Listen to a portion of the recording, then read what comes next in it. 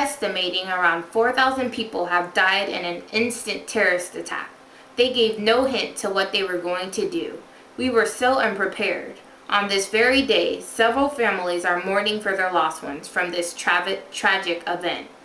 The terrorists dropped gas bombs all over our precious nation while instantly killing thousands. It has been said that at least 100 terrorists rampaged through our nation without our knowledge of it going on. They also started a constant shooting of innocent civilians in the process. We don't know how they were able to attempt this mischievous scheme without us knowing, but they did. We are the peaceful nation that always stays out of everyone's way and never bothers anyone. But from this recent event, I am sorry to say that a lot of residents of the nation of Rion are starting to change their perceptions on whether we should be so peaceful and loving.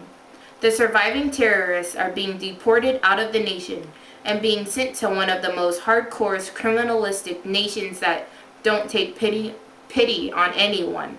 And by anyone, I mean no one. That's the type of advantage you have when you have an alliance with someone. There have also been rumors that they may strike again, but why? What has a peaceful nation such as ourselves done to deserve such disrespect?